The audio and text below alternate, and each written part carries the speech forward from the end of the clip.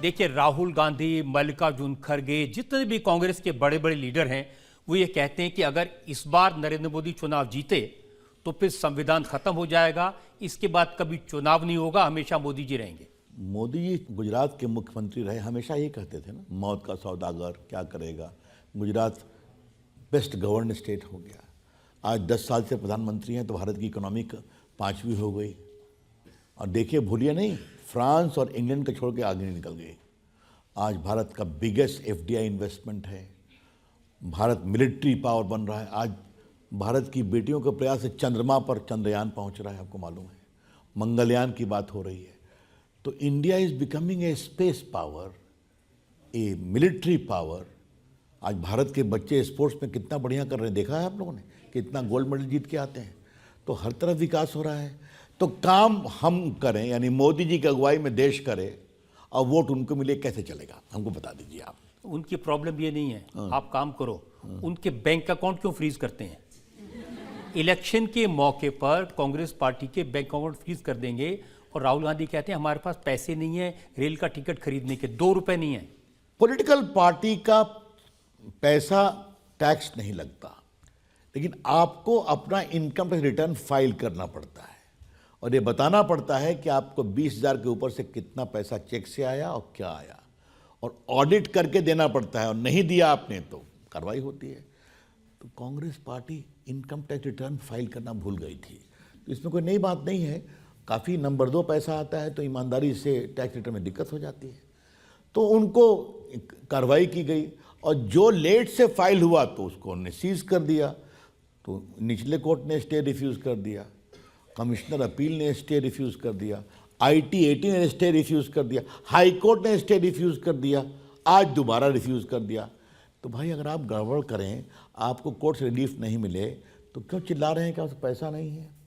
वैसे एक बात मैं बता दूं आप लोग को, नेशनल हेराल्ड केस में राहुल जी और उनकी माता जी सिर्फ 50 लाख रुपया लगा करके 5,000 करोड़ की प्रॉपर्टी के मालिक हैं।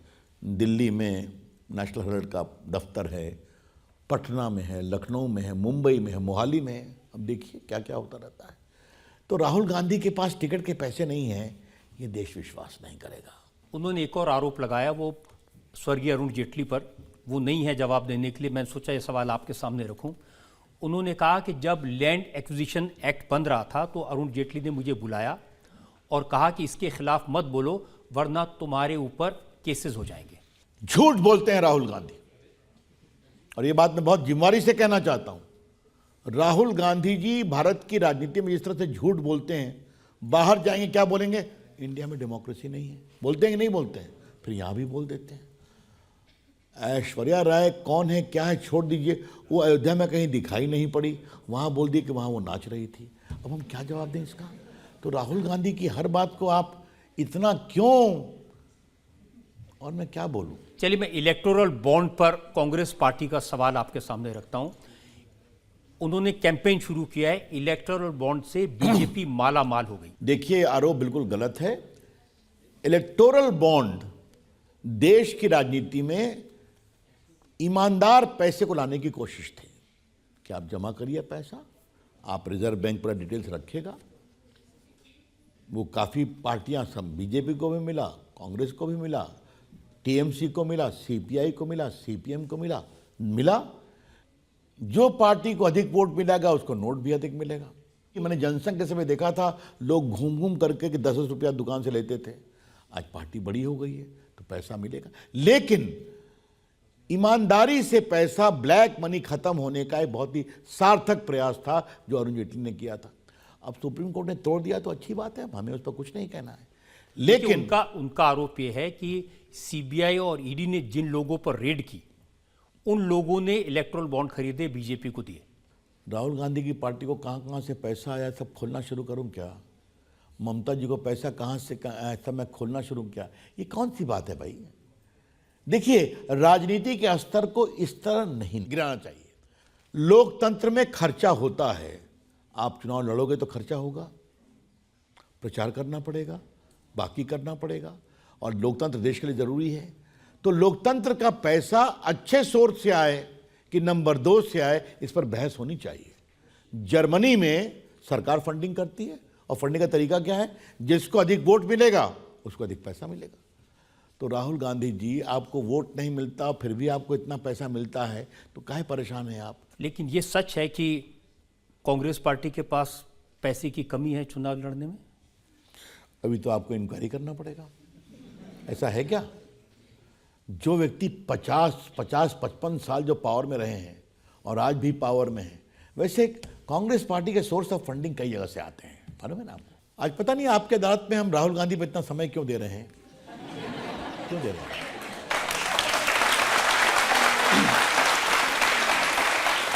इसलिए कि आप भी उनके बारे में बहुत सारी बातें कहते हैं, वो भी मैंने चेक किया। आप कभी कहते हैं ये होमवर्क नहीं करते, जब आपने पार्लियामेंट में कहा होमवर्क नहीं करते तो आपकी जो बाकी एमपीज वहां बैठे थे वो कहते थे पप्पू है। मैं यहां भी कह रहा हूं राहुल गांधी होमवर्क नहीं करते। आप कहते हैं वो लॉन्च नहीं हो पा रहे। अच्छा ये बताइए, एक प्रोडक्ट को कितनी बार लॉन्च किया जाएगा? 2004 से तो मैं देख रहा हूं, राहुल गांधी गए, विपासना से लौट के आए, ए वेरी रिफ्रेश होकर राहुल गांधी आए हैं। फिर जीत हो गई, फिर राहुल गांधी चले हैं। मोहब्बत की दुकान खोलने चले, फिर राहुल गांधी चले हैं। कितनी बार आप लॉन्च रिलॉन्च होंगे? ये देश अब नॉन सीरियस पॉलिटिक्स को लाइक नहीं करता है। मेरी बात समझ रहे हैं आप?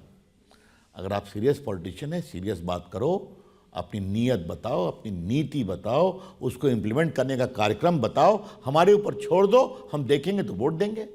तो आप इस तरह की रेटोरिक की बात करना, तो क्या क्या कहा था? मोदी जी मुझसे आंख नहीं मिला सकते, कहते ना, हमेशा कहते रहते हैं। अब ये कौन सा वो लॉजिक? कहते हैं कि मोदी जी मुझसे डरते हैं। हाँ, ये ठीक कहा। तो इसका मैं क्या जवाब दूं? वो कहते हैं 5 मिनट पार्लियामेंट में बोलूंगा तो भूकंप आ जाएगा। हाँ, तो आपको बताऊं, मैं उनका भाषण सुन रहा था। अब पार्टी ने कहा था मैं ही जवाब दूं, तो मैं बहुत गंभीरता से सुन रहा था। अब फिर मैं खड़ा हुआ तो चले गए, तो हमने अपना भाषण सुन कर, रजत जी मैं भूकंप की प्रतीक्षा कर रहा था कि भूकंप अभी तक आया क्यों नहीं, हम लोग सही सलामत हैं। वो कहते हैं कि मोदी जी अडानी के कहने पर चलते हैं, सारी सरकार अडानी के लिए काम करती है। अरे बिल्कुल गलत है। अडानी का काम राजस्थान की सरकार में चला कि नहीं जब गहलोत की सरकार थी? अडानी का काम केरला में चलता है कि नहीं जहां पर सीपीएम की सरकार है, वो पोर्ट बना रहे हैं? अडानी ने ऑस्ट्रेलिया में माइन का काम लिया कि नहीं लिया जब मनमोहन सिंह थे भारत के प्रधानमंत्री? अरे देश के उद्योगपति आगे बढ़े, अच्छी बात है ना। मेरा प्रश्न आपसे है कि सर, जो अभी ऑपोजिशन ने मिलकर इंडिया अलायंस का फॉर्मेशन किया है, आपको लगता है कि अलायंस बीजेपी को टक्कर दे सकती है? देखिए, तो बीजेपी को कौन टक्कर देगा ये तो आप लोग तय करेंगे, देश की जनता तय करेगी। लेकिन देश का मूड तो 400 के पार है, समझ गए आप? और वो जनता जिस तरह से बात कहती है, हाँ। और देखिए उसका कारण मैं बता दूं आपकी अनुमति से। जनता, स्टेबल गवर्नमेंट का फायदा क्या होती जनता ने देखा है। अगर नेता स्पष्ट है, पार्टी स्पष्ट है, गवर्नमेंट स्टेबल है, तो इंडिया कहां से कहां पहुंचता है ये देखा। रजत जी, मैं आपकी अनुमति से एक बात कहूं, यहां पर हुआ था ना सर्जिकल स्ट्राइक, तो देखा आपने बालाकोट वगैरह में। फर्ज कीजिए इन लोग की सरकार हो और अगर सेना के लोग कहेंगे सर सर्जिकल स्ट्राइक करना पड़ेगा, तो क्या कहा? रुक जाइए जरा, लालू जी से पूछ लेते हैं। तो लालू जी से बात किया, रुकिए भाई, हमारा मुसलमान वोट गड़बड़ा जाएगा, आपको हम कल बताएंगे। दक्षिण भारत पूछा, कहा कभी नहीं करिए, हम लोग हार जाएंगे। तो मालूम हुआ 3 दिन में वो इतना हल्ला हो गया कि सारे आतंकवादी भाग गए और सर्जिकल स्ट्राइक हो ही नहीं पाई। ये होता है जब एक नेता होता है, स्टेबल सरकार होती है, तो निर्णय तुरंत होते हैं, और मोदी जी ने कर दिया। एक आरोप ये लगता है कि स्टेबल सरकार है, मोदी जी की सरकार है, लेकिन ये हिंदू सरकार है, मुसलमानों को डर के रहना पड़ेगा। हिंदू होना कोई पाप नहीं है, सनातन प्रेमी होना कोई पाप नहीं है। इस देश के संस्कार संस्कृति में सनातन है, प्रभु राम हैं, प्रभु कृष्ण हैं, गीता है। और आपकी जानकारी के लिए, अमेरिका के राष्ट्रपति जब शपथ लेते हैं ना, तो बाइबल पर हाथ रख के शपथ लेते हैं।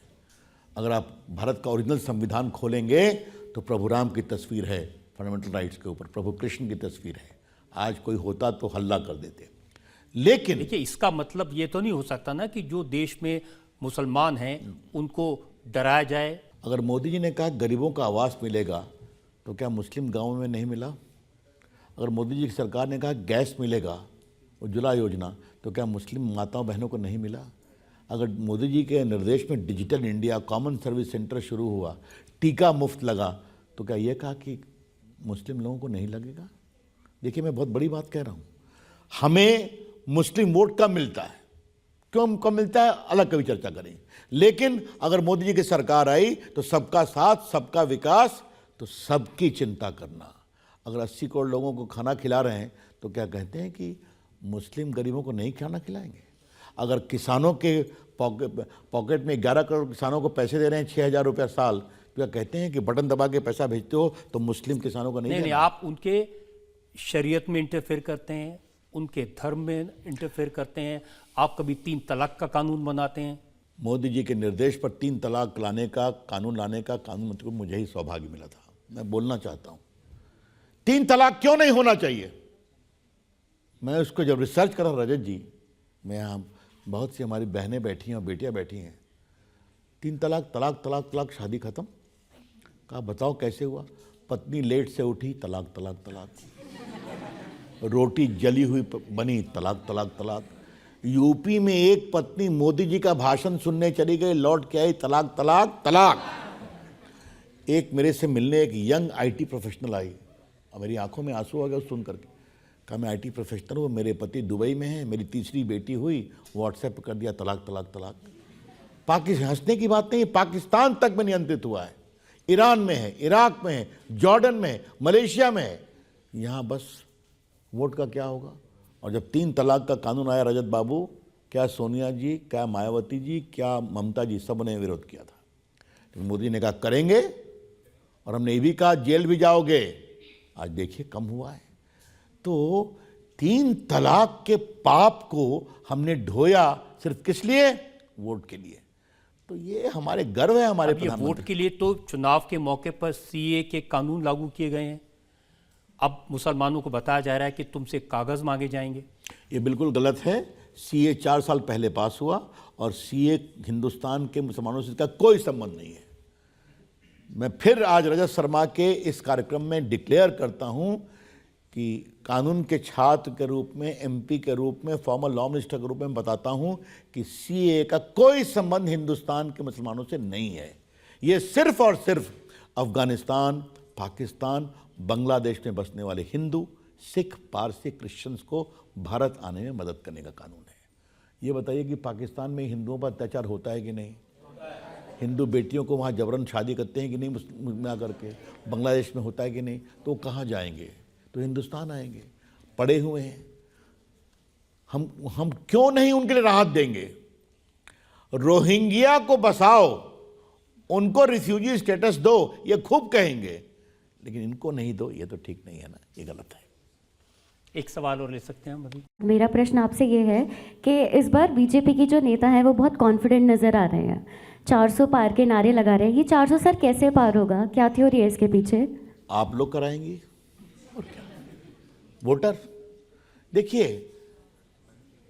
जब 14 में वो जीते तो गवर्नमेंट स्टेबल करोगे, बहुमत मिलेगा। बहुमत तो नहीं मिलेगा तुमको, तो बहुमत 272 से 282 आ गए। 19 में क्या कहा? फिर जीतोगे, बहुमत लाओगे, तो जनता ने 303 पहुंचा दिया। तो ये तो जनता ने 10 साल में दिखाया है ना, तो अब तो हमने और काम किया है, तो जनता का आशीर्वाद मिलेगा, ये हमें पूरा विश्वास है। और भारत के बदलाव का समय है। India is on the cusp of great role for the world. दुनिया चाहती है कि भारत और आगे बढ़े, क्योंकि स्टेबल वर्ल्ड के लिए भारत का आगे बढ़ना जरूरी है। और मोदी जी दुनिया के नेता हैं, तो अच्छी बात है। तो मैं आपसे 4 तारीख को बात करूंगा, फोन करिएगा आप भी शर्मा जी, हमें देखें।